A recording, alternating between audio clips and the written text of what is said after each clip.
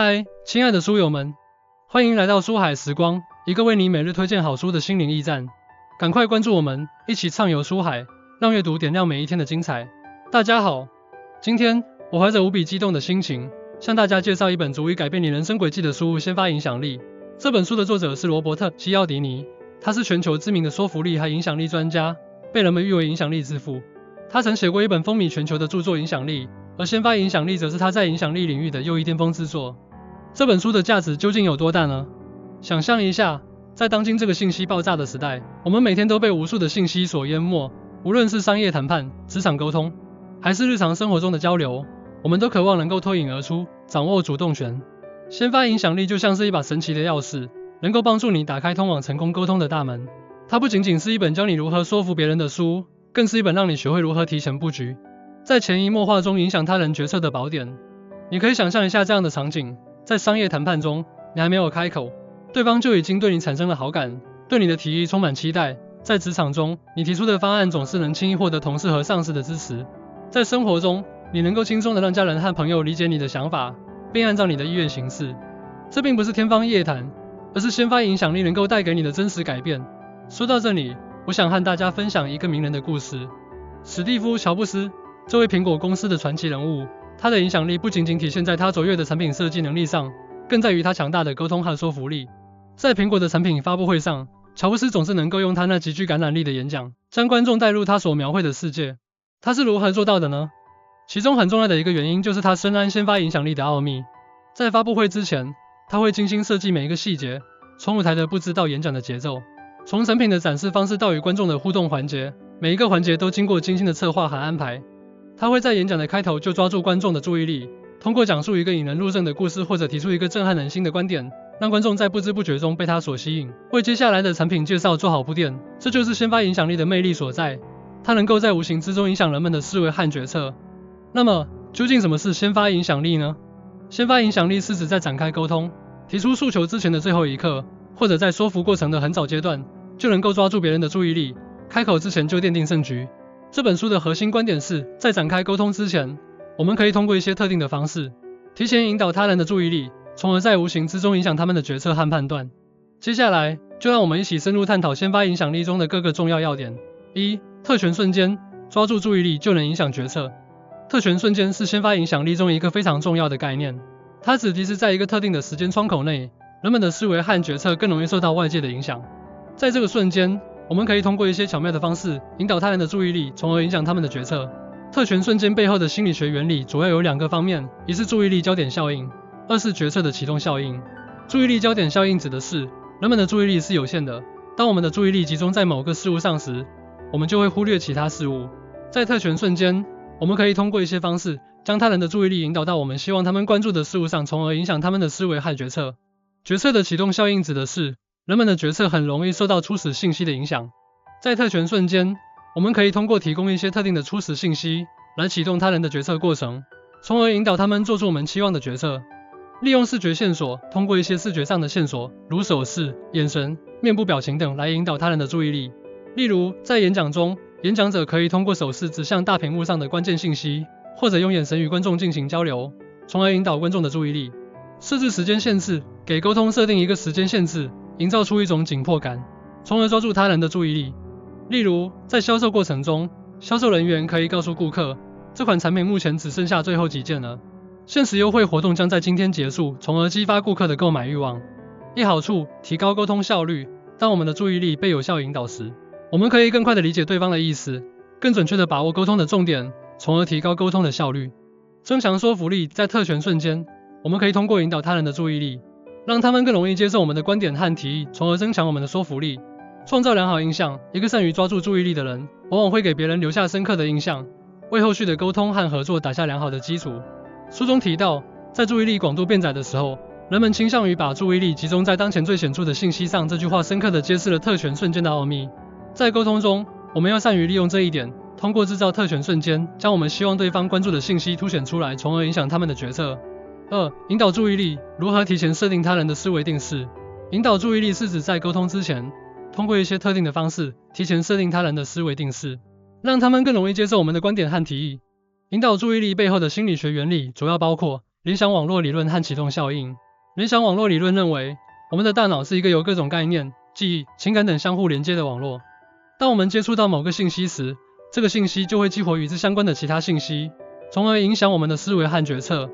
启动效应指的是，人们的思维和行为很容易受到初始信息的影响。在引导注意力的过程中，我们可以通过提供一些特定的初始信息，来启动他人的思维过程，从而引导他们做出我们期望的决策。使用关联性语言，在沟通中使用一些与对方的目标、价值观、情感等相关的语言，从而激活他们大脑中的联想网络。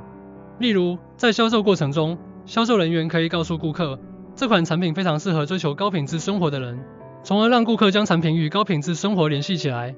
提供正面例子，在沟通之前，提供一些正面的例子，来引导他人的思维方向。例如，在团队合作中，领导者可以先讲述一些成功的团队合作案例，从而激发团队成员的积极性和创造力。利用环境因素，通过改变环境因素，如灯光、颜色、音乐等，来影响他人的情绪和思维。例如，在餐厅中，柔和的灯光和舒缓的音乐可以营造出一种温馨、舒适的氛围，让顾客更愿意停留更长时间。一好处，塑造良好形象。通过引导注意力，我们可以塑造出良好的形象，让对方对我们产生好感，从而更有利于沟通和合作。减少沟通阻力，当对方的思维已经被我们提前引导时，他们在沟通中会更容易接受我们的观点和建议，从而减少沟通的阻力。提高决策效率，引导注意力可以让我们在沟通之前就设定好他人的思维定式，从而加快决策的速度，提高决策的效率。书中指出，注意力引导是改变他人思维的力量之源。这句话强调了引导注意力的重要性。在生活中，我们可以通过巧妙地引导他人的注意力，来影响他们的思维和行为，从而实现我们的目标。3. 联盟，建立联系才能赢得信任。联盟是指在沟通中，通过建立与对方的联系，来赢得对方的信任，从而更容易影响他们的决策。联盟背后的心理学原理主要包括社会认同理论和相似性原理。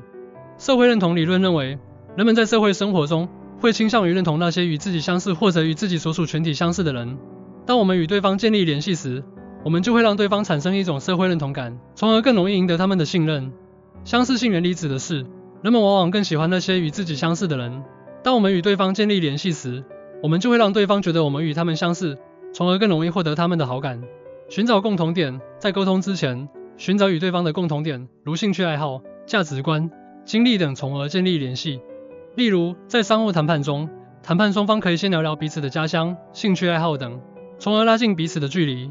强调相似性，在沟通中，强调与对方的相似性，如目标、需求、价值观等，从而让对方觉得你们是同一类人。